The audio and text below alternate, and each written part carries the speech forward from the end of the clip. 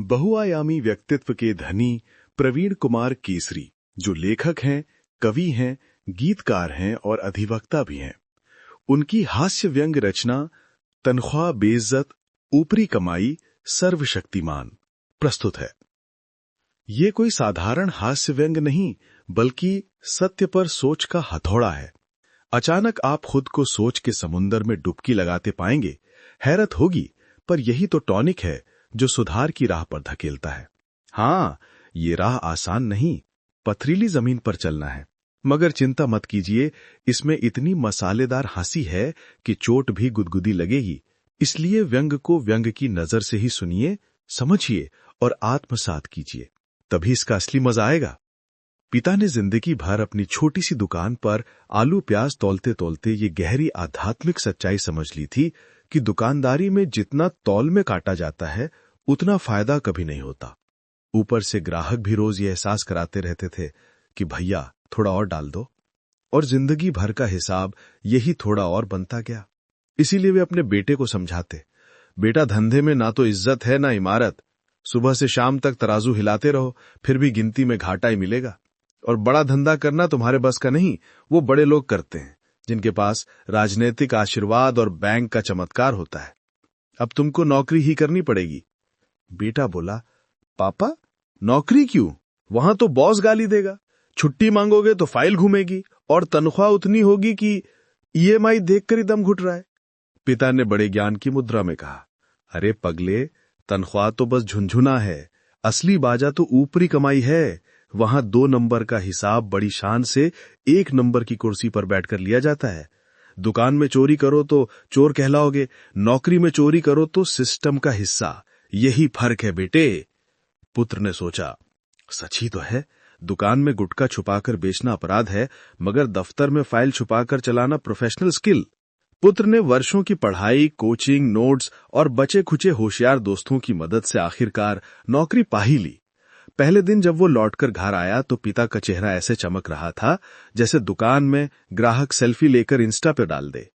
पिता ने बड़े उत्साह से पूछा, बेटा कैसी रही नौकरी? तनख्वाह ठीक ठाक है ना? पुत्र मासूमियत से बोला, हाँ पापा, बहुत अच्छी है नौकरी। अच्छा काम करूंगा तो बोनस मिलेगा, ओवर टाइम करूंगा तो अलग से पैसा भी मिलेगा। ये सुनते ही पिता ने माथे पर हाथ मार लिया, मानो बेटे ने घर लाकर गोभी की जगह फूलदान रख दिया हो। पिता बोले, अरे मूर्ख, ये सब तो नौकरी की थाली में सजाकर परोसा जाता है, मैं ये सब नहीं पूछ रहा हूं। ये बता, ऊपरी कमाई का चमत्कार है कि नहीं? जैसे कहीं सौदे में कमीशन, ठेके में दलाली, फाइल दबाकर नोटों की तितली पकड़ना, यही तो नौकरी का असली प्रसाद है। पुत्र ने हल्की शर्मिंदगी से कहा, नहीं पापा, वहां तो सब ईमानदारी से होता है, कोई ऊपरी कमाई नहीं दिखी। पिता ने गहरी सांस लेकर कहा, अरे बेटा, ये तो वही बात हुई कि तुम शादी में गए और सिर्फ खिचड़ी खाकर लौट आए। ऊपरी कमाई तो नौकरी का मिठाई का डब्बा है, जिसे बिना खाए लौटना बेवकूफी है। तनख्वाह तो सबको मिलती है, पर ऊपरी आमदनी जिसे मिले वही असली अफसर कहलाता है। इसके बाद पिता ने गंभीर होकर जीवन का अंतिम सत्य सुनाया। याद रखो बेटे, नौकरी 2 नंबर से ही 1 नंबर बनती है, बाकी सब पढ़ाई लिखाई बस नाम के लिए है। सच्चाई है कि हमारे समाज में ऊपरी कमाई को ही तरक्की का असली पैमाना मान लिया गया है। पुत्र ने बड़े आत्मविश्वास से कहा, नहीं पापा, ऐसी कोई उम्मीद नहीं है। ये सब तो बड़े अधिकारियों का खेल है, हमारी कंपनी में ऊपरी कमाई का चांस ही नहीं है। ये सुनते ही पिता का चेहरा ऐसे मुरझा गया जैसे किसी दुकानदार को पता चले कि ग्राहक ने पेटीएम से पेमेंट किया है। पिता बुदबुदाए, तो क्या तुझे पढ़ाना लिखाना बेकार गया? बेटा, तूने मेरा सपना तोड़ दिया। मैं तो सोच रहा था कि तेरे अफसरी वाले ठाट देख शान से कहूंगा कि मेरा बेटा भी ऊपरी कमाई करता है। अब मैं समाज में मुंह दिखाऊं तो कैसे? पुत्र शर्माते हुए बोला, पापा, नौकरी में मेहनत से तरक्की मिलेगी। पिता ने तुरंत डांटा, तरक्की? अरे पगले, तरक्की तो फाइलों पर बैठी दीमक से भी मिल जाती है। मैं ये कह रहा हूं कि जिंदगी का असली आनंद ऊपरी कमाई है, जहां मेहनत की जरूरत ना हो और लोगों को पता भी ना चले। यही तो क्लास है, यही तो अफसरी है। फिर पिता ने आवाज धीमी कर कंस्पिरेटोरियल अंदाज में कहा, देख बेटा, अभी किसी से मत कहना कि ऊपरी कमाई नहीं है। हो सकता है आगे रास्ते खुल जाएं। और वैसे भी अब तेरी शादी की बात चला रहा हूं। लोग अब वेतन नहीं पूछते, सीधा पूछते ऊपरी कमाई कितनी है। अगर तूने कह दिया कि ऊपरी कमाई नहीं है तो लोग सोचेंगे, अरे ये लड़का तो समाज के लिए बेकार है। मगर अगर तू बोलेगा कि ऊपरी कमाई है तो दहेज में गाड़ी से लेकर सोफा तक बरस जाएगा। पुत्र हक्का बक्का था। पापा झूठ क्यों बोलना? पिता मुस्कुराए। बेटा यही तो असली इंटरव्यू स्किल है। सच बोलने वाले को कोई लड़की नहीं मिलती और ऊपरी कमाई का नाम लेने वाले को पूरा घर सजाकर दहेज में मिलता है। याद रखो, तनख्वाह से दाल रोटी चलती है, लेकिन ऊपरी कमाई से शादी ब्याह होता है। हमारे समाज में ऊपरी कमाई को स्टेटस सिंबल बताने वाली सोच पर है, जहां पिता पुत्र का रिश्ता भी दहेज, समाज और प्रतिष्ठा की चक्की में पिसता है। पुत्र ने बड़ी गंभीरता से कहा, पापा मैं कभी ऊपरी कमाई न सोचूंगा न करूंगा। पिता ने माथा पकड़ लिया, मानो बेटे ने आईएएस बनकर भी ठेला लगाने का इरादा जता दिया हो। पगले, ये बात किसी से मत कहना, वरना तेरी शादी मुश्किल हो जाएगी। दूल्हा अगर ईमानदार निकला तो दुल्हन के बाप को लगेगा ये तो घाटे का सौदा है। आखिरकार बेटा अनमने मन से पिता की बात मान गया और चुपचाप शादी कर ली। शादी के बाद एक सुबह पत्नी बड़े उत्साह से बोली, सुनिए जी, मैं सर्वशक्तिमान के दरबार में गई थी। वहां मंदिर निर्माण का चंदा मांगा जा रहा था। मैंने वादा किया है कि आप तनख्वाह से कुछ पैसे देंगे। पति का चेहरा वैसे ही हो गया जैसे किसी ईमानदार अफसर को आरटीआई का नोटिस मिल जाए। वो झुंझलाकर बोला, कितनी बार कहा है कि तनख्वाह का नाम मत लिया करो, घर तो ऊपरी कमाई से ही चलता है।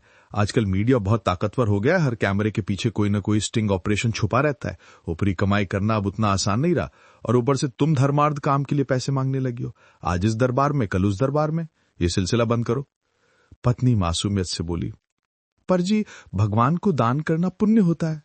पति हंस पड़ा, अरे भाग्यवान, भगवान को दान तो वही करता है जिसकी ऊपरी कमाई मोटी हो। तनख्वाह से दान देने वाले को तो भगवान भी बेरोजगार समझ लेते हैं। समाज में ऊपरी कमाई को इतना सामान्य बना दिया गया है कि पति पत्नी का संवाद भी उसी की बिना पर ही चलता है। यहां तक कि धर्म का चंदा भी उसी पर टिका है। पति ने तर्कशास्त्र के प्रवचन में कहा, फिर वही गलती, तनख्वाह तो अपनी मेहनत का फल है, सर्वशक्तिमान की कृपा का नहीं।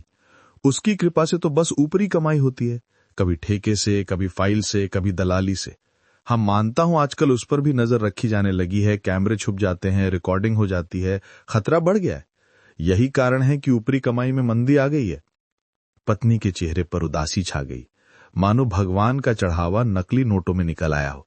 तब पति ने उसे तसल्ली दी, चलो आज देखता हूं, अगर कोई मोटा मुर्गा फंसा तो उससे ऊपरी कमाई के साथ ही सर्वशक्तिमान के नाम पर धर्मार्थ कर भी वसूल कर लूंगा, वरना तुम्हारे धर्म कर्म की भूख पूरी करने के लिए मुझे जाने कितनों से चंदा वसूलना पड़ेगा। अब मैं निकलता हूं और तुम प्रार्थना करो कि आज कहीं ऊपरी कमाई के साथ धर्मार्थ कर भी हाथ लग जाए। पत्नी खिल उठी, बोली, अच्छा जी आप जाइए, मैं सर्वशक्तिमान से प्रार्थना करती हूं कि आज आपको कोई ऐसा भक्त मिले जो ऊपरी कमाई और धर्मार्थ कर दोनों देने को तैयार हो।